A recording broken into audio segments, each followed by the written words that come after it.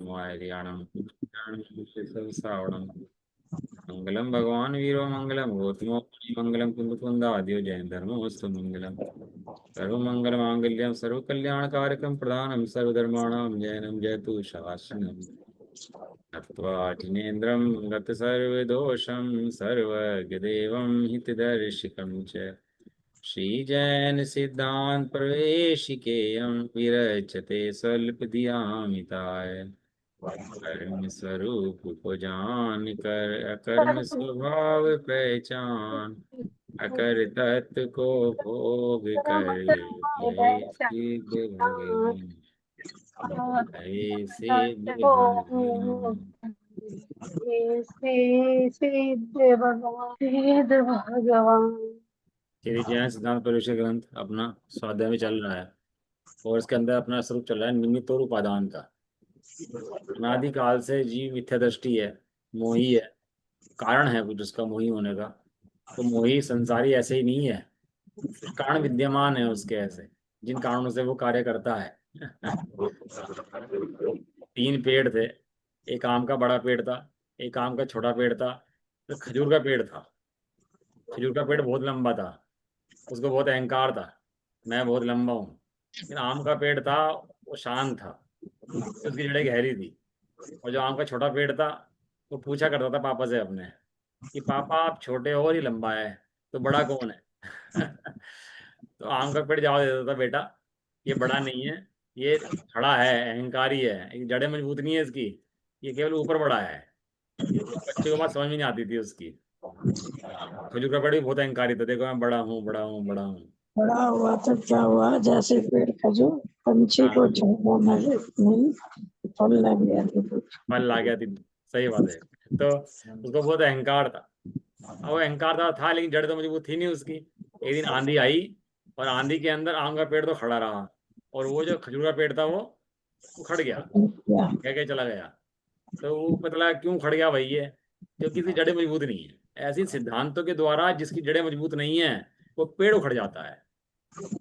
मैंने दृष्टांत खजूर का पेड़ नहीं सिखाया आपको, मैंने सिखाया है जिसके दृष्टांत मजबूत नहीं है उसके पैर उखड़ जाएंगे। इसलिए वो मुझे वो लगता है सिद्धांत पढ़ा रहा हूँ भारी हैं, कैसे सीख पाओगे आप लोग सिद्धांतों को, इनको इतने भारी सिद्धांत हैं, कुछ बुजुर्ग लोग भी बैठे हुए हैं। फिर मैं सोचता हूँ कि जब पढ़ाने तो है ही, 10 में से एक समझेगा, थोड़ा समझेगा, ज़्यादा समझेगा, कुछ तो समझेगा ना। जो समझ रहा है उसको समझाओ, कोई बात नहीं, जितना समझ रहा है उतना समझाओ। लेकिन इनके समझे बिना तो कल्याण है नहीं। कोई खाली आत्मा आत्मा रटता रहे और सोचे इससे कल्याण हो जाएगा, तो कल्याण होने वाला नहीं है, कल्याण नहीं होता है। अभी अपना क्या होता है ना, जैसे उम्र बढ़ जाती है तो विषयों की रुचि नहीं रहती वैसे जैसी पहले बचपन में होती है ना। हमें पहले घिया टिंडा बहुत तकलीफ तकलीफ दिया करते थे और राजमा छोले बहुत पसंद आया करते थे, और अब उल्टा हो गया है। और छोले राजमा बनते ही भूख आ जाती है और घिया तोरी बनते ही भूख बढ़ जाती है। अब ये कोई हमने कर दिया हो या हमारा कार्य हो गया ऐसा नहीं है, ये उम्र से घट जाते हैं। अब कोई समझता हो मैं तो पढ़ रहा हूँ लिख रहा हूँ इससे सब ये हो गया है, इससे कुछ नहीं है। ये तो केवल मन वचन काय की प्रवृत्ति का बदलाव है जो उम्र के अनुसार हो जाता है। किन्हीं का नहीं होता तो नहीं भी होता। एक महिला थी, अष्टमी चौदस पर हरी नहीं खाया करती थी। तो क्या हुआ, एक दिन घर में वो बन गई फ्रूट क्रीम। तो फ्रूट क्रीम के अंदर क्या था, क्रीम के अंदर फ्रूट पड़े हुए थे और महिला का मन मचलाया। अब थी अष्टमी, तो उसने क्या करा, कहने लगा तो फ्रूट निकाल दो, क्रीम दे दो मुझे, तो क्योंकि फ्रूट खाने नहीं है ना। तो क्रीम क्रीम खाने फ्रूट छोड़ दिए। ऐसा भी हो जाता है। लेकिन ये मन वचन काय की प्रति मंदी पड़ जाती है, तीव्र हो जाती है। और मंद पड़ जाए बाद में तीव्र हो जाती है। बहुत से केस सुनने को मिल जाते हैं कि काम वासना उत्पन्न होगी बुढ़ापे के अंदर भी, ऐसे केस भी सुनने को मिल जाते हैं। बहुत केस सुनने को मिल, आप भी समझ सकते हो अपने यहाँ, सब समझ में आती है। ये केवल मन वचन काय की प्रवृत्ति है। कंट्रोल करना चाहो कि हम कंट्रोल कर सकते हैं तो ठीक है, मंद कर लो, उसमें कोई बात नहीं है। लेकिन मैं मंद कर सकता हूँ, मैं बदल सकता हूँ, मेरे हाथ की बात है, ये बात मिथ्या है। क्यों? कि मन वचन काय पुद्गल के हैं। उम्र बढ़ जाए तो रुचि वैसी नहीं रहती, खाने की, टेस्ट की प्रति, सोने के प्रति, सुनने के प्रति, गानों के प्रति। जैसे गाने डांस पहले कर लेते थे, अब कोई कराना चाहे तो कर सकते हैं इस उम्र में जाकर के। अध्यात्म रुचता है अब। ये सब मनोवचन काय की प्रवृत्ति है। इनके अंदर से जो द्रव्य को भिन्न देखकर जो ज्ञान द्रव्य पे जाके बैठता है वो सम्यक ज्ञानी होता है, और जो मन वचन काय की प्रवृत्ति से अपने को देखता रहता है वो अज्ञानी होता है। समझ में आया?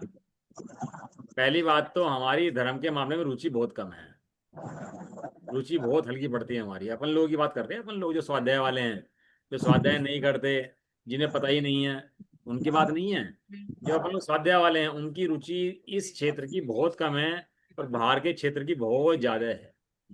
आप कहोगे नहीं ऐसी बात नहीं है, तो मैं एग्जाम्पल देता हूँ आपको एक।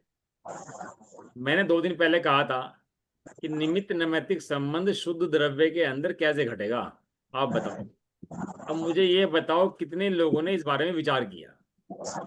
उपादान जब जागृत होगा जब ही वो घटेगा।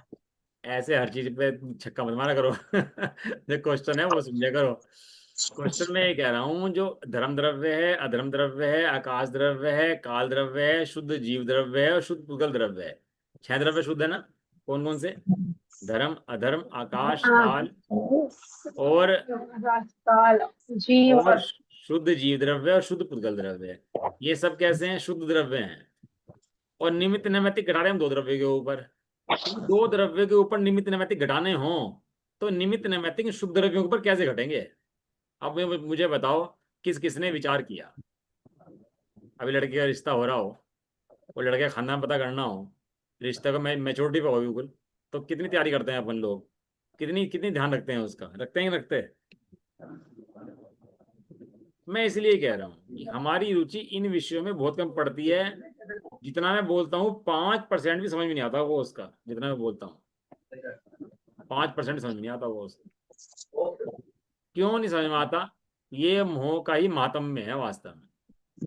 लेकिन हम तो कहते हैं भैया 5% समझ में आ रहा तो वही समझो, जितना आ रहा होता समझो। कब यही भरी इस काल के अंदर यही महाभाग्य है कि आकर बैठकर सुन रहा है जी। ऐसे भी नहीं मिल रहे आज के टाइम में तो।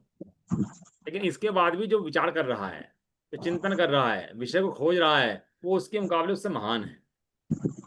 और चिंतन करके अपना वस्तु स्वरूप साध रहा है, वो उससे महान है। इन सिद्धांतों के अंदर से वस्तु निकलती है। जैसे सोने की खान में से सोना निकलता है और व्यक्ति अमीर बन जाता है, ऐसे इन सिद्धांतों के अंदर से शुद्धात्मा निकलता है और जीव भगवान बन जाता है। समझ में आया इन सिद्धांतों की कीमत? लेकिन अपना दिमाग चलता ही नहीं है। ये क्या करता है? ठप कर देता दिमाग को। मोह जो है दिमाग को ठप कर देता है। ये ठप कब करता है? जब मोक्ष का प्रसंग आएगा जब ठप करता है, वैसे ठप नहीं करेगा। शादी में जाना हो, कहीं जाना हो, कैसे बिल्कुल तैयार नहीं होना, करता। हम कैसे लग रहे हैं, हमारे कपड़े कैसे लग रहे हैं, गाड़ी कैसी है, किसको क्या दिखाना है, क्या देना है, क्या लेना है, पूरे पर दिमाग काम करता नहीं करता। खाने के अंदर क्या घेरना है, किसे क्या पसंद है, उसके लिए क्या बनाना है, इसके लिए क्या बनाना है, कितना खाना है, कितना पीना है, पूरा दिमाग चलते नहीं चलता। व्यापार के अंदर कौन सा व्यापारी ग्राहक बढ़िया है, कौन सा बुरा है, कौन ज्यादा पैसे देगा, पूरा दिमाग चलता ही नहीं चलता है। तो भाई दिमाग की कमी तो तेरे अंदर है नहीं। तो अगर दिमाग की कमी है तो दिमाग की कमी तो है नहीं। कमी किसकी है? रुचि की कमी है। इसीलिए कहते हैं सबसे पहले सम्यक दर्शन, सम्यक रुचि होनी चाहिए, तब जाके वस्तु खुलती है। अब मैं बता रहा हूं आपको शुद्ध द्रव्य के अंदर निमित्त नैमित्तिक कैसे घटता है। तो बताना चाहेगा इस बारे में? मैं कह रहा हूँ धर्म द्रव्य है, और धर्म द्रव्य एक द्रव्य है, उसके अंदर अनंत गुण है, और निमित्त नैमित्तिक घटाना है उसके ऊपर। तो निमित्त नैमित्तिक कैसे घटाओगे उसके अंदर, ये बताओ आप। कौन बताएगा? बताओ। समझ में आया क्वेश्चन? पहले तो ये बताओ क्वेश्चन समझ में आया कि नहीं आया। वो तो बाद में पूछूंगा कि आंसर क्या है। पहले तो ये बताओ क्वेश्चन समझ में आया या नहीं आया? नहीं है। कुम्हार ने घड़ा बनाया, बराबर बात है। 2 द्रव्य है ना, एक कुम्हार करने वाला, घड़ा बनने वाला, बराबर बात है। तो कुम्हार ने घड़ा बनाया, तो कुम्हार हुआ निमित्त और घड़ा हुआ नैमित्तिक। घड़ा बना कुम्हार के निमित्त से। कुम्हार कौन? निमित्त। और घड़ा कौन? नैमित्तिक। अब मुझे इतना स्लो पढ़ाना पड़ता है ना इन सब चीजों को, क्योंकि आप धीमी पकड़ते हो ना। मुझे लगता है विषय पूरा कैसे होगा, ये मुझे किताब भी पूरी करनी है, विषय भी समझाने हैं। मैं तो समझता हूँ विषय पूरा कैसे होगा, मैं तो ये समझ में नहीं आता। देखते हैं। धीरे धीरे रहेगा, जल्दी है। हाँ बहुत टाइम लगेगा, लेकिन क्या है कि वो विषय बहुत लंबा हो जाता है। अब मुझे बताओ धर्म द्रव्य में निमित्त नैमित्तिक क्या लगेगा? निमित्त नैमित्तिक ये है कि अगर पथिक अगर चलना चाहे तो धर्म द्रव्य निमित्त है, अगर हाँ नहीं चलना चाहे तो वो निमित्त नहीं है। बराबर, सही है। कोई और जो कहना चाहेगा इसके अंदर, कोई और कुछ, इसका कोई और जवाब? सही है। धर्म द्रव्य के निमित्त से जब कोई प्राणी चलता है, कोई जीव पुद्गल चलते हैं, तो चलने में निमित्त हुआ, तो धर्म द्रव्य से देखो तो निमित्त है, और जो जीव पुद्गल चल रहे हैं वे निमित्तिक है। बराबर बात है। अधम द्रव्य के अंदर भी ऐसा लग जाएगा, हाँ काल द्रव्य के अंदर लग जाएगा, परिणमन के अंदर, कि जो अनंत गुण परिणमन कर रहे हैं वे निमित्तिक हैं, जो काल द्रव्य है वो निमित्त है ना। आकाश द्रव्य, आकाश द्रव्य कैसे लगेगा?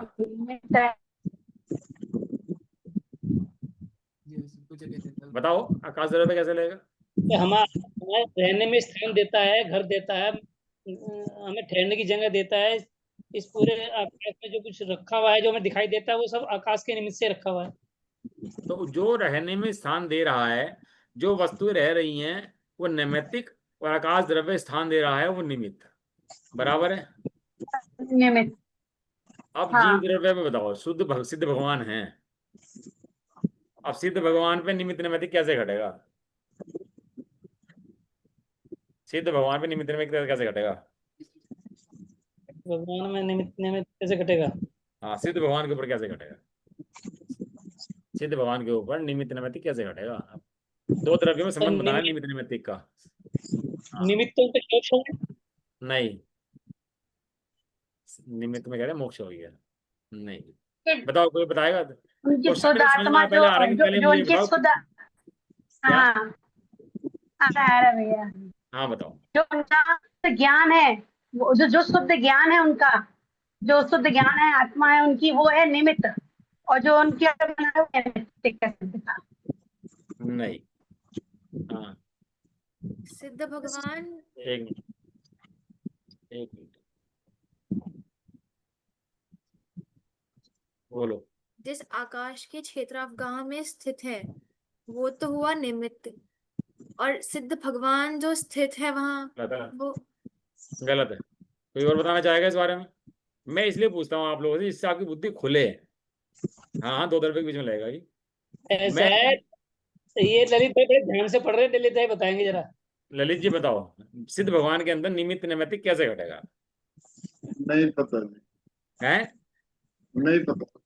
क्वेश्चन समझ में आ गया, नहीं आ गया आपको? हाँ, इस क्वेश्चन तो समझ में आ गया। हाँ, नहीं लगेगा अंदर। सिद्ध भगवान की बात कर रहे हैं। भगवान भाई, सिद्ध भगवान, सिद्ध क्या कह रहे हैं, भगवान कोई और? जैसे भैया जी, जैसे उनका जो शुद्ध ज्ञान है वो तो निमित्त हुआ, तो सिद्धिलाल विराजमान है वो नैमित्तिक चलो होगा। मैं बताता हूँ, सुनो, आप छोड़ो। जो उनके अनंत पदार्थ ज्ञान में आ रहे हैं, अनंत पुद्गल, धर्म अधर्म आकाश काल, उनके ज्ञान में आ रहे हैं ना, तो हाँ। भगवान तो है निमित्त, उनका ज्ञान में आना है नैमित्तिक। दो भगवान के ज्ञान में आ रहे कि नहीं आ रहे? अरे भाई, 6 द्रव्य का काम क्या है? धर्म द्रव्य का काम है जंगे देना। तो आपने कहा उस आकाश द्रव्य ने जंगे दी, तो आकाश द्रव्य निमित्त, और जिसे जंगे दी वो निमित्त नैमित्तिक। अधम द्रव्य का काम रोकना है, अधम द्रव्य का काम रोकना है, तो अधम द्रव्य निमित्त और रुकना हलवा नैमित्तिक। काल द्रव्य का काम नैमित्तिक। परिणमन कराना है, तो काल द्रव्य निमित्त और परिणमन निमित्त। नैमित्तिक।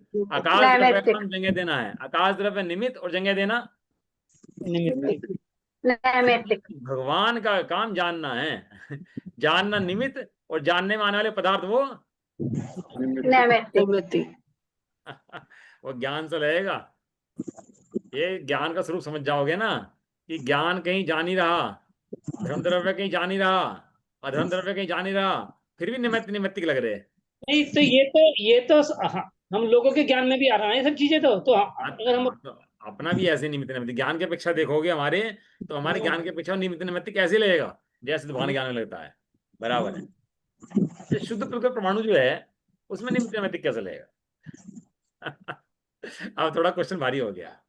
शुद्ध पुद्गल परमाणु जो है, शुद्ध पुद्गल परमाणु, एक परमाणु शुद्ध है, दो हो जाएंगे तो क्या हो जाएगा वो?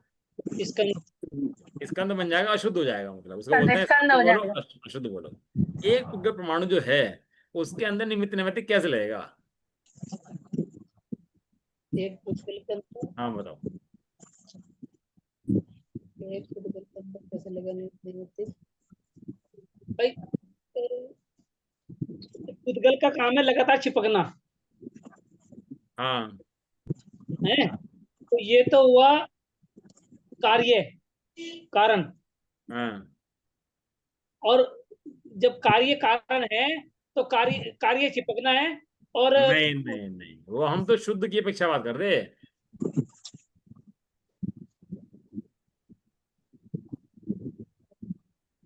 शुद्ध भगवान और सिद्ध भगवान धर्म द्रव्य का ऐसा लगेगा, वो धर्म द्रव्य की अपेक्षा से सिद्ध भगवान का लगेगा कि धर्म द्रव्य तो है निमित्त और सिद्ध भगवान है निमित्तिक।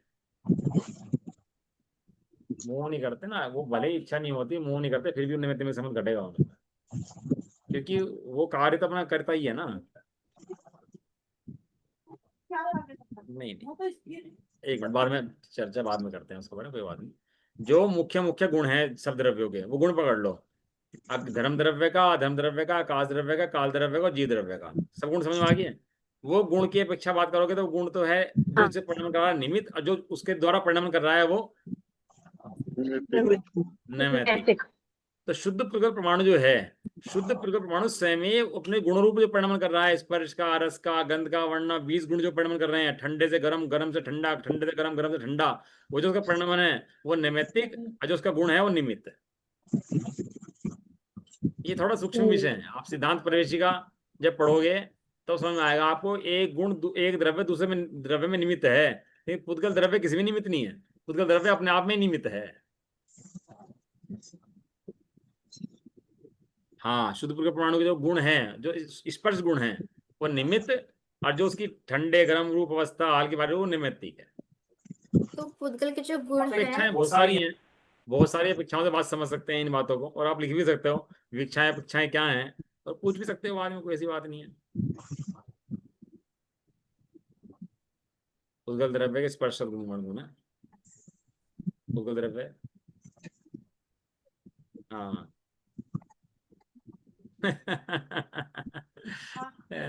हाँ, वो उसमें नहीं लगता पुद्गल के अंदर, हाँ वो पुद्गल में नहीं लगता, ठीक है। चलो जी, हाँ ऐसा होता है। पढ़ो जी, उक्त विवेचन से स्पष्ट होता है, पढ़ो। किसका नंबर है पढ़ने का? नाम बताओ उसका। बुआ जी आप पढ़ दो पहले। उक्त विवेचन से यह स्पष्ट होता है कि नियामक कारण त्रिकालीय उपादान कारण नहीं, अपितु क्षणिक उपादान कारण है। निमित्त कारण को नियामक कारण मानने वालों को इस तथ्य की ओर विशेष ध्यान देना चाहिए। निमित्त को नियामक कारण के रूप प्रस्तुत करते समय यह तर्क दिया गया था कि उपादान तो सदा विद्यमान रहता है, यदि उसे ही नियामक या समर्थ कारण माना जाएगा तो कार्य के सदा ही उत्पन्न होते रहने का प्रसंग आएगा। उक्त संदर्भ में वस्तु स्थिति यह है कि त्रिकालीय उपादान कारण को ही उपादान कारण मानकर यह कहा गया था कि उपादान तो सदा ही रहता है, जबकि क्षणिक उपादान भी तो उपादान है जो सदा उपस्थित नहीं रहता। अतः उपादान को समर्थ कारण मानने पर कार्य सदा होते रहने के प्रसंग उपस्थित होने का आरोप निराधार है, क्योंकि कार्य का नियामक कारण तो क्षणिक उपादान है, त्रिकालीय उपादान नहीं। यह एक प्रश्न संभव है कि जब क्षणिक उपादान ही समर्थ उपादान है तो फिर त्रिकालीय उपादान का क्या महत्व रहा। भाई बात ऐसी है कि उपादान तो निशक्ति को कहते हैं, जैसा कि कहा गया है उपादान निशक्ति है जीव को मूल स्वभाव है निमित्त पर योग ते बनियो अनादि बनाओ। शक्ति दो प्रकार की होती है, द्रव्य शक्ति और पर्याय शक्ति। इन दोनों शक्तियों का नाम ही उपादान है। पर्याय शक्ति से युक्त द्रव्य शक्ति ही कार्यकारी होती है। द्रव्य शक्ति नित्य होती है और पर्याय शक्ति अनित्य। नित्य शक्ति के आधार पर कार्य की उत्पत्ति मानने पर कार्य के नियत्व का प्रसंग आता है। यह तो है पर्याय शक्ति को ही कार्य का नियामक स्वीकार किया गया है। समझ में आया कि नहीं आया सब लोगों के? बहुत सी बार क्या होता है ना, बहुत से होता है ना, एक वो होता है एक दोस्त, वो ना छेड़ के भाग जाता है दूसरे को, और दूसरा वो खुलखुलाहट में रहता है, कहने लगा मैं छेड़ दिया, मुझे परेशान कर दिया, मुझे ऐसा कर दिया, वो ऐसा कर दिया। ऐसे ही हम छेड़ रहे हैं आपको कि आपको ना सिद्धांतों की छेड़ के मैंने भाग गया हूं मैं। अब ये सिद्धांत मैंने बताया ना आपको, यदि जिज्ञासु होगा तो इतनी बात से दिमाग में खलबली मच जाएगी उसके कि क्या समझा के चले गए, और ये मेरी क्यों समझ में नहीं आ रहा क्या बात थी इसके अंदर। जिज्ञासु होगा तो दिमाग में उसके वो बहुत सी बार क्या हो ना, मट्ठा भिलोया और आधा भिलोया और आधा छोड़ दिया। अब बेटे बच्चे से कहते हैं भिलो दे, अब वो बच्चे का खलबली मच गई, कितना भिलोया, कैसे भिलोया, बाकी भिलोना है, कैसे निकालना है, अब सीखना है, हैं? ऐसे ही इन सिद्धांतों के बारे में अब आपको खुद विचार करना है और इन सिद्धांतों का मर्म निकालना है कि सिद्धांतों में क्या क्या मर्म है। समझ में आया? जितना जो खोजेगा वो पाएगा। रतन जो है ऊपर नहीं बहते, कहाँ बहते हैं? समुद्र के नीचे रहते हैं, ढूंढने गहराई पड़ते में बहते हैं। अब इन्हें रत्न प्राप्त करने हो मोक्ष के तो कहाँ जाना पड़ेगा? हैं, गहराई में जाना।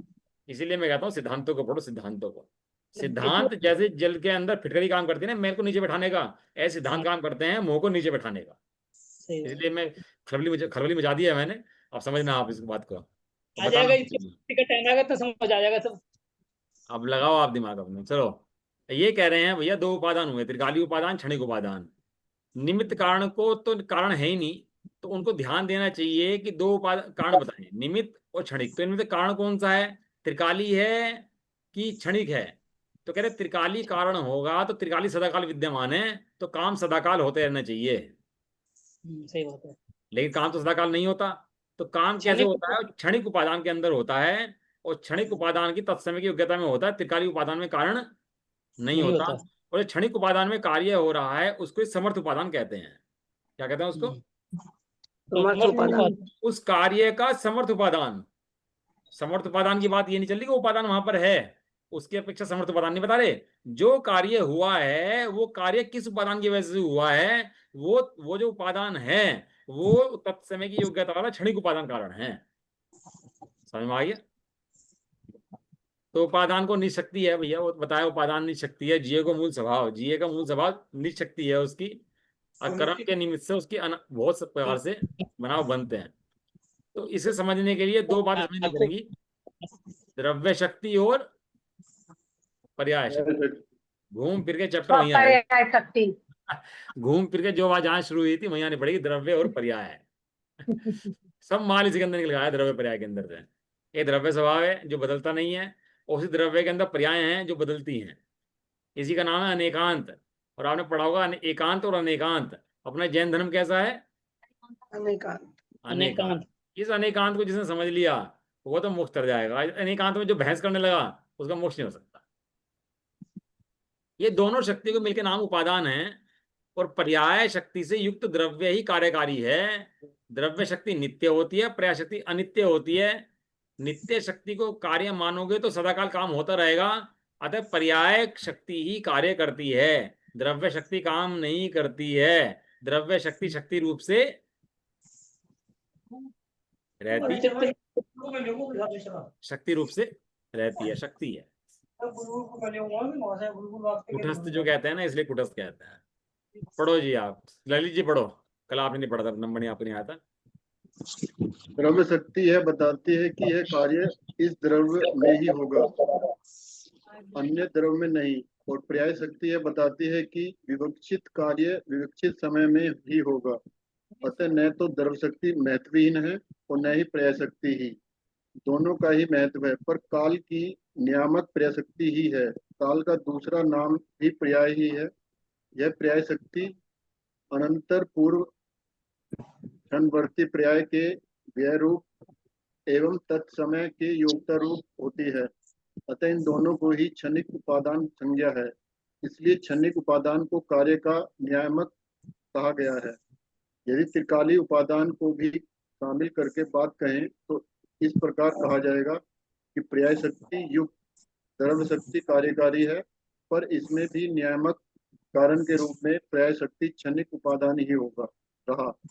यदि निमित्त को भी इसमें शामिल करके बात करनी है तो इस प्रकार कहा जा सकता है कि सहकारी कारण सापेक्ष विशिष्ट पर्याय शक्ति से युक्त द्रव्य शक्ति ही कार्यकारी है। उक्त संदर्भ में जयपुर स्थानीय तत्व चर्चा में सिद्धांताचार्य पंडित मूलचंद जी ने अनेक न्यायशास्त्रीय प्रमाण प्रस्तुत करते हुए जो स्पष्टीकरण किया है उसका कतिपय महत्वपूर्ण अंश इस प्रकार है।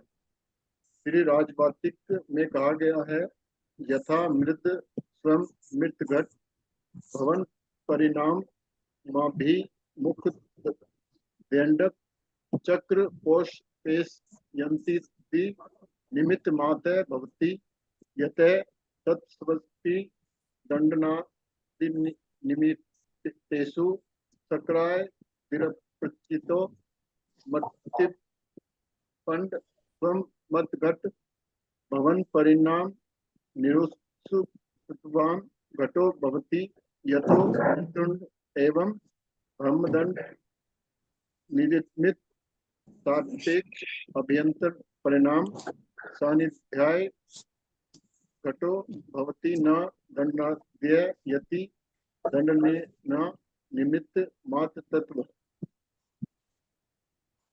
आगे पढ़ो जी। हाँ जी पढ़ो। हाँ, जैसे मिट्टी के स्वयं भीतर से घट के होने रूप परिणाम के सन्मुख होने पर दंड चक्र और कोशपेश परितन आदि निमित्त मात्र होते हैं, क्योंकि दंडादि निमित्तों के रहने पर भी बालू का बहुल मिट्टी का पिंड स्वयं भीतर से घट के होने रूप परिणाम पर्याय से नियुक्त होने के घट पर्याय रूप परिणमन के सन्मुख न होने के कारण घट नहीं होता। अतः बाह्य में दंड की निमित्त सापेक्ष मिट्टी के पिंड ही भीतर घट होने रूप परिणाम का सानिध्य होने से घट होता है। दंडादि घट नहीं होते, इसलिए दंडादि निमित्त मात्र हैं। बस बस, हमें लगता है क्या निमित्त है, क्या उपादान है, क्या पढ़ा रहे हैं, मतलब समझ में आता नहीं। कुछ प्रैक्टिकल बात करो तो समझ में आए, लेकिन ये हमारी साधु की प्रैक्टिकल बातें हैं। मैंने खाया, मैं उठा, मैं सोया, उसने ऐसा कहा, इसने ऐसा करा, सारे दिन ये चलता रहता है और ये लगता ही नहीं है काम किसका हो रहा है। ये कर्मों का निमित्त निमित्त कार्य है, मेरा काम नहीं है। वो अपना काम लगता रहता है, मैं बूढ़ा हो गया, मैं जवान हो गया, मैं ऐसा हो गया, सदा काल दिमाग पे तो चलता रहता है। ये मनोरंजन काय की प्रवृत्ति किसकी है? मेरी तो है, किसी को थोड़ा ना है, जबकि है किसकी? द्रव्य शक्ति बताती है कार्य कार्य इस द्रव्य में होगा, अन्य द्रव्य में नहीं होगा। कार्य किसके अंदर हुआ? उस द्रव्य के अंदर। लेकिन पर्याय शक्ति बतलाती है कि इस द्रव्य में तो होगा, लेकिन किस टाइम पर होगा। केवल ज्ञान पुद्गल को नहीं होगा, केवल ज्ञान किसको होगा? जीव द्रव्य होगा। लेकिन कब होगा? जब उसकी योग्यता आ जाएगी तब होगा। तो द्रव्य शक्ति भी कार्यकारी है और पर्याय शक्ति भी कार्यकारी है। ना द्रव्य शक्ति के बिना काम चल सकता, ना पर्याय शक्ति के बिना काम चल सकता। ना द्रव्य शक्ति महत्वहीन है, ना पर्याय शक्ति महत्वहीन है। दोनों का ही अपना अपना कार्य है। समझ में आया? पर्याय शक्ति के दो भेद बताए, अनंतर पर्याय और तत्समय की योग्यता। अतः दोनों ही क्षणिक उपादान हैं और क्षणिक उपादान को ही कार्य का नियामक कारण कहा जाता है। कब? जब वहां पर त्रिकालीय उपादान होता है तब। त्रिकालीय उपादान ना हो तो क्षणिक उपादान भी कार्य कर सकता नहीं। यदि पुद्गल के अंदर ज्ञान विद्यमान नहीं है तो केवल ज्ञान होगा कि नहीं होगा? नहीं होगा। क्यों? तत्समय की योग्यता हो जाए? नहीं, त्रिकाली होना जरूरी है। हाँ, अब मेरे अंदर त्रिकाली भगवान विद्यमान है। मेरे अंदर कौन है? कारण परमात्मा, जिसे कारण कहते हैं, वो मेरे अंदर क्या है? कारण परमात्मा, कारण भगवान विद्यमान है मेरे अंदर। वो कारण है तो कार्य कब होगा? कि अपने समय पर होगा। ऐसा। यहाँ त्रिकाली उपादान को शामिल करके बात कहें तो इस प्रकार है कि पर्याय शक्ति युक्त द्रव्य कार्यकारी है। क्या कहा? ये उसके अंदर पर्याय शक्ति युक्त द्रव्य है, परिणमता हुआ द्रव्य कार्यकारी है। इसलिए पर्याय शक्ति से रूप कार्य करता हुआ द्रव्य कार्यकारी है। ये उपादान है, ये पर्याय को शामिल कर लिया इसके अंदर। अब निमित्त शामिल करना हो तो क्या कहेंगे? इसको लिया ना उन्होंने, आगे निमित्त का भी लिया, कहाँ चला गया? हाँ, सहकारी कारण सापेक्ष विशिष्ट पर्याय शक्ति से युक्त द्रव्य शक्ति कार्यकारी है। पहले क्या कहा था? पर्याय शक्ति कार्यकारी है। फिर लिया पर्याय शक्ति से युक्त द्रव्य शक्ति कार्यकारी है। अब क्या लिया? सहकारी कारण सापेक्ष। क्या लिया? बाहर में ऐसे कारण हो, पर्याय की योग्यता हो और त्रिकाली उपादान हो, तब वो कार्य होता है। तीनों में से एक भी चीज नहीं होगी तो कार्य नहीं होगा। आया वो पर्याय के आगे ना, तीन चीज, त्रिकाली उपादान होगा तो कार्य हो जाएगा क्या? और तत्समय की योग्यता नहीं होगी तो कार्य हो जाएगा क्या? नहीं नहीं और बाहर में सहकारी कारण ना हो तो कार्य हो जाएगा क्या? नहीं नहीं तीनों चीज इकट्ठी ले ली इन्होंने। लेकिन वास्तविक कारण क्या है इसके अंदर? कि बात निमित्त हो और त्रिकाली उपादान भी हो। लेकिन यदि तत्समय की योग्यता नहीं होगी तो कार्य होने वाला नहीं है। नहीं है। ये खाने या चर्चा का उन्होंने उदाहरण दिया संस्कृत का। अच्छा हुआ उन्होंने संस्कृत में पढ़ा, नहीं ललित जी ने संस्कृत में पढ़ा, मुझे अच्छा लगा, मैं रोका नहीं उनको संस्कृत में मत पढ़ो, क्योंकि उससे क्या है, अपने को संस्कृत में पढ़ने का अभ्यास पड़ता है। संस्कृत के शब्दों को शुद्ध बोलने का अभ्यास करो, पढ़ने का अभ्यास करो, संस्कृत में सीधा समझने का अभ्यास करो। इससे संस्कृत से पढ़ने से क्या होता है, आचार्यों से सीधा कनेक्शन जुड़ जाता है हमारा। जो शब्द आचार्यों के ज्ञान में थे वही शब्द मेरे ज्ञान में है। हम हिंदी क्या करते हैं, कन्वर्ट करते हैं हिंदी। लेकिन डायरेक्ट कनेक्शन जोड़ना हो आचार्य से तो क्या करना पड़ेगा? संस्कृत समझनी पड़ेगी और संस्कृत पढ़नी टाकरा पड़ेगी। वो इसको पढ़ने होंगे। हाँ, डायरेक्ट कनेक्शन। और आपको पता है जैसे आचार्य वगैरह की जो ये है ना संस्कृत, बिल्कुल इजी है, एकदम एकदम ऐसे हिंदी पढ़ रहे हो आप, पढ़ो सही उसको। आप कह रहे हैं मिट्टी के स्वयं की भीतर की योग्यता घड़े रूप बनने की जब होती है तो बाहर में कुमार चक्र आदि निमित्त होते हैं। अब मिट्टी रखी हो और चक्र रखा हो तो घड़ा बन जाएगा? नहीं। अब तो वो मिट्टी भी रखी है, घड़ा भी रखा है, वो भी चक्र, वो भी रखा है, चक्र वगैरह, कुमारी बैठा हुआ है आराम से, तो घड़ा बन जाएगा। लेकिन जब उसकी तत्समय की योग्यता आनी होगी तब बाहर में वो निमित्त भी मिलेंगे, कुमार कार्य भी करेगा और वो त्रिकाली उपादान में से कार्य भी हो जाएगा। हमने तो ऐसे देखे, धर्म में लगे लगे हट गए, अपना कहीं कहीं कहीं लग गए, और हटे हटे लग गए। जो हटे हुए थे जिन्हें धर्म से मतलब नहीं था वे तो लग गए, और जो लगे हुए थे वे हट गए। ऐसे देखे हम लोगों ने तो। तत्समय की योग्यता में कार्य होता है ना, भाई कुछ कर नहीं सकता ना, इसलिए ये सब होता है। क्योंकि दंड आदि की निमित्तों के रहने पर भी मिट्टी से काम नहीं होता है जब तक उसकी तत्समय की योग्यता नहीं होती तब तक। इसलिए दंड आदि निमित्त मात्र हैं और त्रिकाली उपादान में कार्य नहीं होता, तत्समय की योग्यता में ही कार्य होता है। पढ़ो जी, अंजलि जी पढ़ो, आप पढ़ो अगला। भाई जी मेरा नेट हाँ, नेट काम नहीं कर रहा है, बार चला जा रहा है, हाँ नेट रुक रहा है। मोती रानी जी हैं क्या क्लास के अंदर? कल रहेगी थी मोती रानी जी? हाँ बार बार है ना आपका, मेरा वो लीव हो जाए, हाँ लीव हो रही क्यों है, लीव की हो गई, क्या चली गई? पता नहीं। और कौन पढ़े? रुपेश जी कोई नया आया आज? रुपेश जी कहाँ से हो आप? पता नहीं, आवाज ही नहीं आ रही है। कौन पढ़ पाएगा? चलो अब आप ही पढ़ दो, ललित जी आए पढ़ो जरा। यह प्रेरक निमित्तों के निमित्तता का स्पष्टीकरण है। इस उल्लेख में बहुत ही समर्थ शब्दों द्वारा यह स्पष्ट कर दिया है कि न तो सब प्रकार की मिट्टी ही घट का उपादान है और न ही पिंड, स्थास, कोश और कुसुलादि पर्यायों की अवस्था रूप से परिणमित मिट्टी घट का उपादान है। किंतु जो मिट्टी अनंतर समय में घट पर्याय रूप से परिणत होने वाली है, मात्र वही मिट्टी घट पर्याय का उपादान है। यही तथ्य राजवार्तिक के उल्लेख द्वारा स्पष्ट किया गया है। मिट्टी की ऐसी अवस्था के प्राप्त होने पर वह नियम से घट का उत्पादन बनती है। यही कारण है कि तत्ववार्तिक के उल्लेख द्वारा यह स्पष्ट कर दिया है कि जब मिट्टी घट पर्याय के परिणमन के सन्मुख होती है तब दंड, चक्र और पोरु से प्रत्यन की निमित्तता स्वीकृत की गई है, अन्य काल में वे निमित्त स्वीकार नहीं किए गए हैं। इसी तथ्य को स्पष्ट करते हुए प्रेमक कमल मांत्रण में लिखा है, यथोचित्य शक्ति नित्य नित्या इत्यादि त्रय कृमे द्रव्य सप्तो पर्याय वा प्रश्न शिवायात भवाना द्रव्य पर्याय यस कृतामत तत्र द्रव्य शक्ति नित्य व अनादि निधन स्वभाववाद द्रव्य पर्याय शक्ति स्वत नित्य सादि पर्याय कान पर्याय नामे न च शक्ति नित्यत्वे सहकारी कारणपेक्ष वे यशे कार्य कारिणी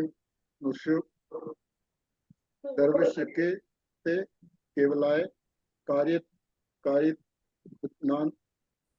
उपमात पर्याय शक्ति समिता ही सर्वशक्ति कार्यकारिणी विशिष्ट पर्याय परिणाम तस्य सर्वस्व कार्यकारिणी तत्व प्रतीते तत्व परिणति से सहकारिणाय प्रशय यति प्रयास शक्ति तत्देव भावान सर्वदा कार्य प्रसन्न सहकारी कारणे पेश विषय और जो यह कहा जाता है। बस बस बस, आप लोगों को बोर तो नहीं हो रहा विषय? नहीं, आप लोगों को समझ में आ रहा है ना? ये उपयोग लगा हुआ है ना बिल्कुल बराबर? देखो क्या कह रहे हैं यहाँ, प्रेरक निमित्तों का स्पष्टीकरण है। नहीं नहीं, यह है कि जो मिट्टी पड़ी है, मिट्टी से घड़े बनने तक का टाइम में कई चीजें गई। पहले उसने मिट्टी ली, तसले में गेरी, पानी मिलाया, पानी को मिक्स करा, घड़े को बनाया, घड़े को बनने से पूर्व उसमें उसे मिलाया, फिर उसको मिट्टी को चाक पे रखा और हाथों को ऐसे ऐसे करा और उसके द्वारा मिट्टी की संरचना घड़े रूप हुई। मिट्टी के अंदर ही बहुत सारे काम हुए। पहले तो उन्होंने कहा कि मिट्टी है और उसका वो क्या है, बाहर में कुम्हार आदि हैं। मिट्टी भी पड़ी है, कुम्हारी पड़ा है, घड़ा बना कि नहीं बना? कि घड़ा नहीं बना। लेकिन जब मिट्टी का कार्य शुरू हुआ तो घड़ा कब बना? जब पूर्व की पर्याय व्यय हुई और घड़े का उत्पाद हुआ। पूर्व की पर्याय क्या हुआ उसके अंदर? व्यय। और घड़े की क्या हुई? उत्पत्ति। तो पूर्व की पर्याय का व्यय होना जो है, जो पहले पिंड था, पिंड का नाश हुआ तो वो डला बना, डले को फिर उसे कुम्हार को रखा, फिर उस पर्याय का नाश हुआ तो धीरे धीरे क्या हुआ, वो डला घड़े में कन्वर्ट हो गया। बनते बनते काय में कन्वर्ट हो गया? घड़े में कन्वर्ट हो गया। तो जो घट रूप परिणमित होने वाली पर्याय है, तो पूर्व पर्याय का नाश और नए पर्याय की उत्पत्ति, पूर्व पर्याय का नाश और नए पर्याय की उत्पत्ति। तो पूर्व पर्याय का जो नाश है वो उपादान है और जो कार्य हुआ वो घड़े रूप कार्य हुआ। वे कह रहे, अब ये अपने कोई घर की बात नहीं कह रहा, ये शास्त्रों की बात बता रहे हैं। राजवार्तिक में ये बात बताई है कि मिट्टी की ऐसी अवस्था को प्राप्त होने पर नियम से घट का उपादान बनती है। यही कारण है तत्वार सूत्र में, तत्वार वार्तिक में स्पष्ट कर दिया है कि मिट्टी घट पर्याय के सन्मुख जो पर्याय होती है, घट पर्याय के सन्मुख जो पर्याय हो रही है, वह दंड चक्र पुरुष प्रयत्न की निमित्त स्वीकृत की गई है। अन्य काल में वे निमित्त स्वीकार नहीं किए गए हैं, वो रखे हों, लेकिन निमित्त कब हैं? जब कार्य होगा तब निमित्त है। हमारा बच्चा पैदा हुआ, अभी 1 साल का 2 साल का बच्चा है, स्कूल नहीं गया, तो मास्टर निमित्त है कि नहीं है पढ़ाने में? मास्टर पढ़ा रहा है, स्कूल में पढ़ा रहा है, हमारा बच्चा घर में है और बच्चे को स्कूल में भेजना भी है हमारे को। अभी मास्टर उस बच्चे को निमित्त है कि नहीं है? नहीं है। मास्टर निमित्त कब होगा? जब बच्चा वहां जाएगा स्कूल, जब बच्चा जाएगा, जब पढ़ेगा, कार्य होगा, जब वो मास्टर निमित्त उसके अंदर बनेगा, उससे पहले नहीं बन सकता। और मिट्टी आदि पड़े हैं तो निमित्त कब बनेंगे? में वो जो कुम्हार है, जब वो घड़े बनने की योग्यता होगी, जिस समय घड़ा बन रहा होगा उस समय उसको निमित्त कहा जाएगा, बड़ा निमित्त नहीं कहा जाएगा। बड़ा भारी से विषय है, लेकिन समझोगे तो बहुत ज्ञान 6 में आपको खुल जाएगा। तो परमेय कर्म तत्व ने रेफरेंस दिया कि ऐसे ऐसे है ना। पढ़ो बाजी, आप पढ़ो, थोड़ा सा मुझे लग रहा प्रमाद आ रहा आपको, आप पढ़ो। और जो यह कहा जाता है कि शक्ति नित्य है कि अनित्य है इत्यादि, सो वहाँ क्या यह द्रव्य शक्ति या पर्याय शक्ति के विषय में प्रश्न है, क्योंकि पदार्थ द्रव्य पर्याय शक्ति रूप स्वरूप होते हैं। उनमें से द्रव्य शक्ति नित्य ही है, क्योंकि द्रव्य अनादि निधन स्वभाव वाला होता है। पर्याय शक्ति तो अनित्य ही है, क्योंकि पर्याय सादी शांत होती है।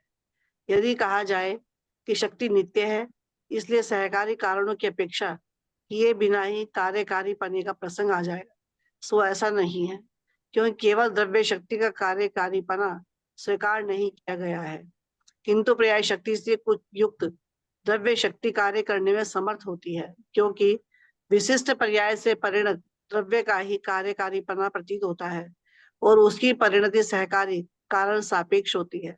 क्योंकि पर्याय शक्ति तभी होती है, इसलिए न तो सर्वदा कार्य की उत्पत्ति का प्रसंग आता है और न ही सहकारी कारणों की अपेक्षा की व्यर्थता प्राप्त होती है। इस प्रकार यह ज्ञात हो जाने पर सहकारी कारण सापेक्ष विशिष्ट पर्याय शक्ति से युक्त द्रव्य शक्ति ही कार्यकारिणी मानी गई है। केवल उदासीन या प्रेरक निमित्तों के बल पर मात्र द्रव्य शक्ति से ही द्रव्य में कार्य नहीं होता। यदि द्रव्य शक्ति को बाह्य निमित्तों के बल से कार्यकारी मान लिया जाए तो चने से भी गेहूं की उत्पत्ति होने लगे, क्योंकि गेहूं स्वयं द्रव्य नहीं है, किंतु वह पुद्गल द्रव्य की एक पर्याय है।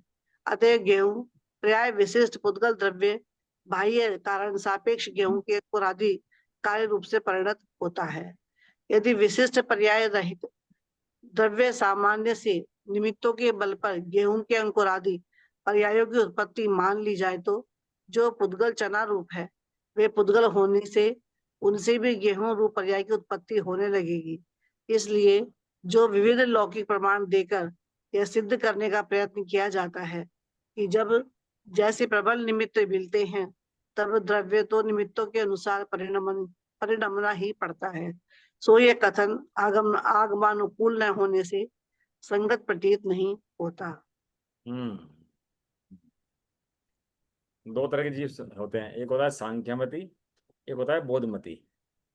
दो चीजें बताई ना, द्रव्य और पर्याय। पर्याय द्रव्य की शक्ति से कार्य होता है, जब पर्याय का परिणमन होता है उस काल के अंदर काम होता है। वो क्या मानता है बोधमती कि द्रव्य है ही नहीं, मात्र पर्याय काम करती है, कि पर्याय उपस्थिति है नाश में कार्य होता है, द्रव्य को मानता ही नहीं है। वह सांख्यमती द्रव्य को मानता है, पर्याय को मानता ही नहीं है, कि पर्याय तो नित्य है, काम तो कुछ होता ही नहीं है। दोनों के दोनों मिथ्याष्ट का वर्णन बहुत करा गया शास्त्रों के अंदर अपने। तो यहाँ कह रहे कि वो शक्ति नित्य है अनित्य है, तो कहा भैया नित्य शक्ति द्रव्य की है, नित्य शक्ति पर्याय की है, और ये दोनों एक ही वस्तु की हैं। यदि नित्य से काम होता हो तो नित्य काम कभी कर नहीं सकता, कि नित्य है वो, और नित्य काम करेगा तो उसको नित्य होना पड़ेगा। कि काम तो एक समय का होता है ना, काम कितने समय का? एक समय का। काम का तो एंड हो जाएगा, और त्रिकाली द्रव्य ने काम करा, तो जैसे काम का एंड होगा त्रिकाली द्रव्य का भी एंड हो जाएगा।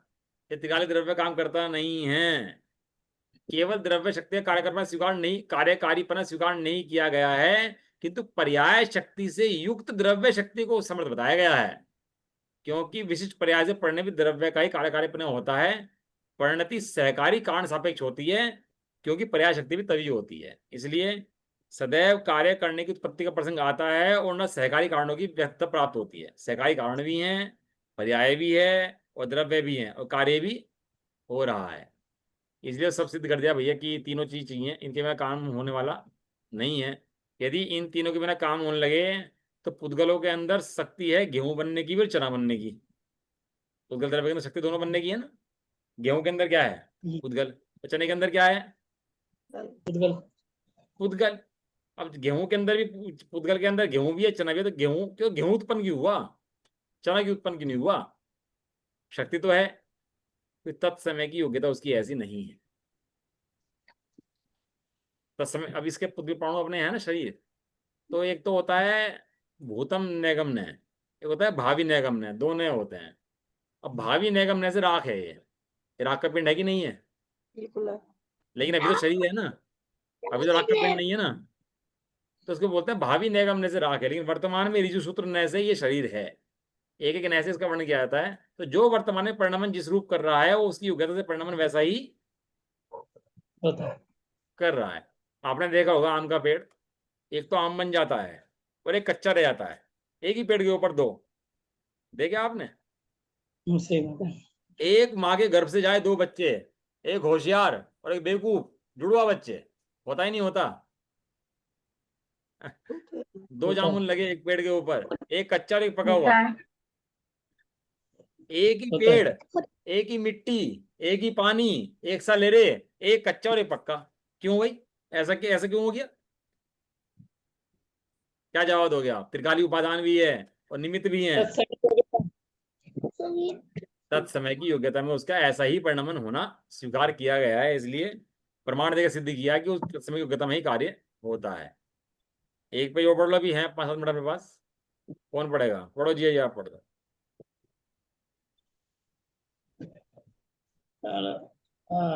कहाँ से पढ़ना है?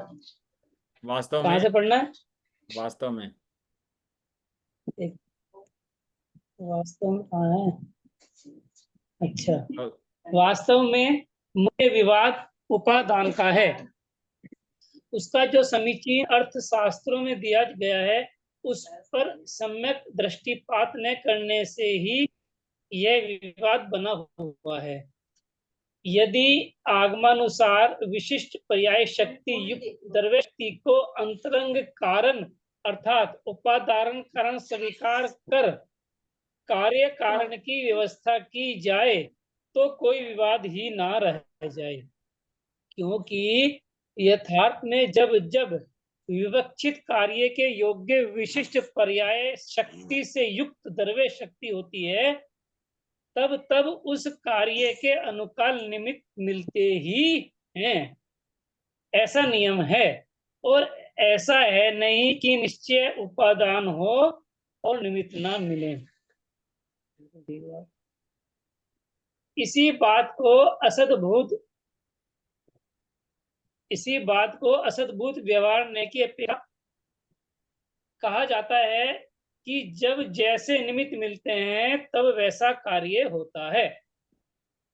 एक बात यह भी तो है कि जिस प्रकार त्रिकाली उपादान सदा उपस्थित रहता है, उसी प्रकार सामान्यतः निमित्त भी सदा उपस्थित रहते हैं, क्योंकि जिस प्रकार प्रत्येक द्रव्य स्वयं के कार्य के लिए उपादान है, उसी प्रकार प्रत्येक द्रव्य पर के कार्य के लिए निमित्त भी है। निमित्त बिल्कुल ठीक। द्रव्य रूप निमित्त सदा विद्यमान है, बिल्कुल। तो क्या इसके आधार पर जीव और पुद्गलों को निरंतर चलते रहना चाहिए?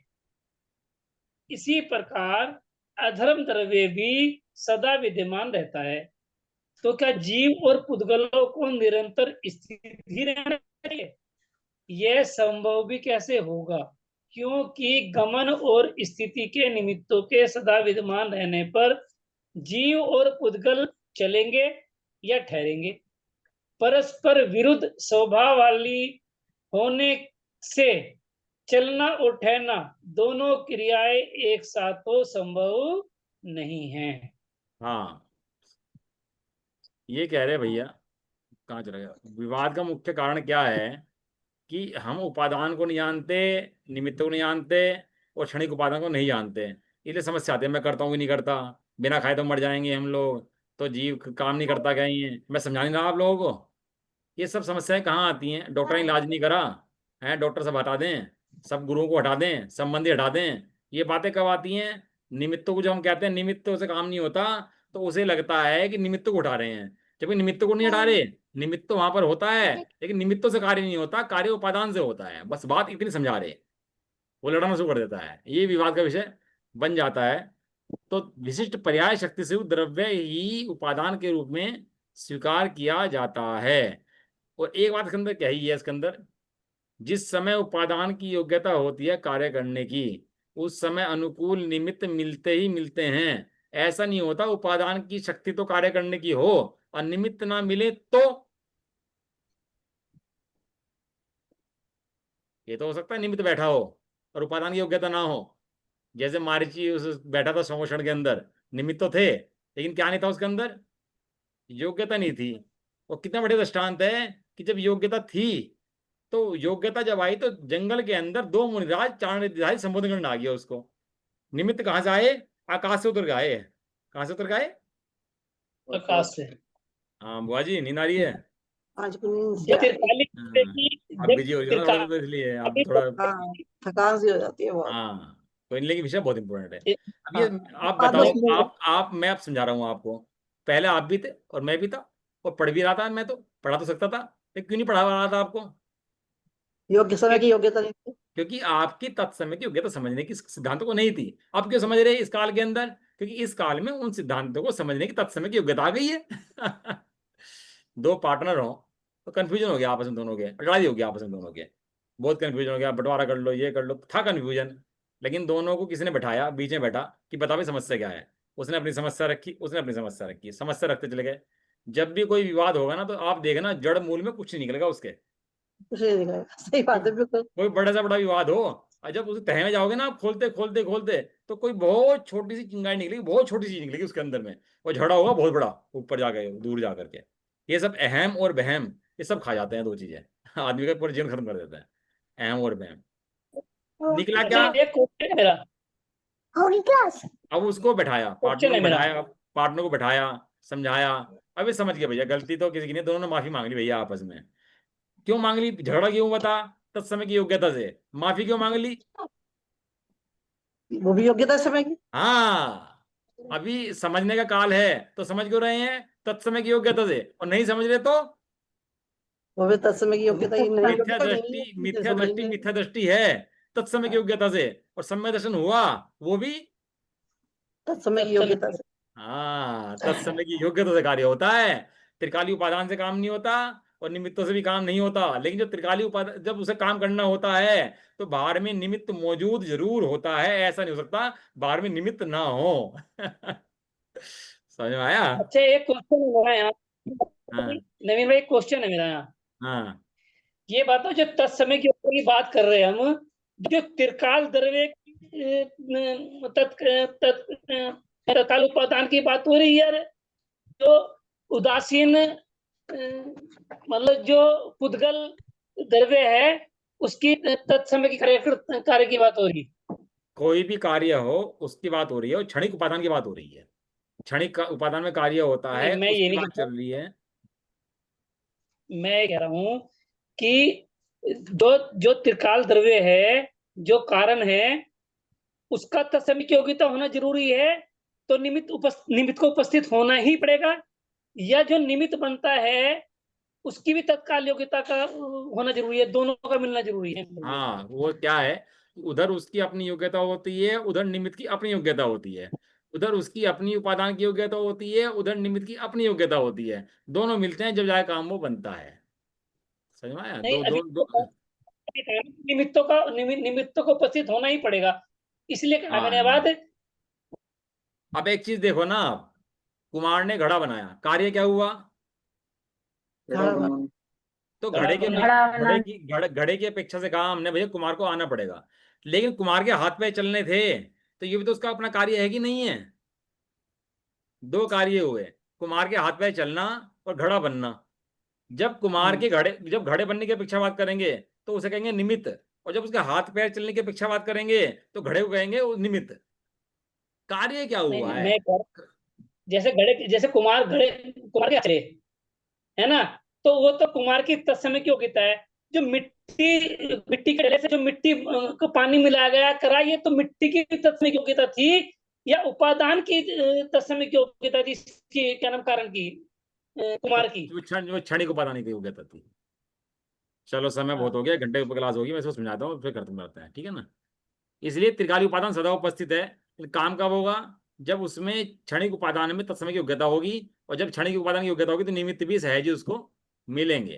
तो धर्म अधम द्रव्य समझाया कि धर्म द्रव्य है भैया, तू चलता हो चल ले, रुकता हो रुक जा। अधम द्रव्य का समझाया कि तू रुकता हो रुक जा, चलता हो चल ले। दोनों तरह से उन्होंने समझा दिया उनको। तो यदि दो जबरदस्ती कार्य कराएं दोनों द्रव्य, धर्म और अधर्म, तो जीव चलेगी रुके। इसलिए निमित्त जबरदस्ती कार्य नहीं कराते।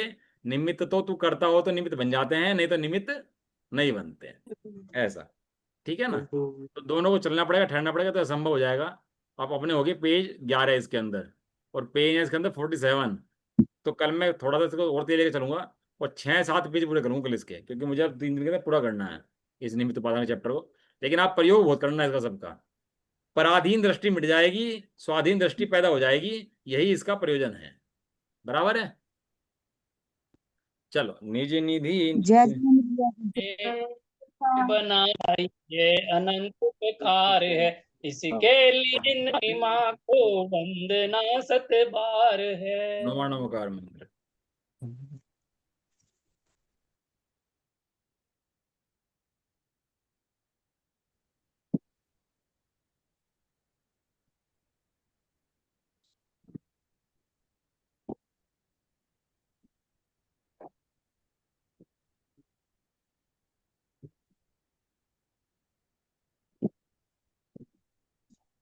जय प्रदवासिनी माता की जय हो।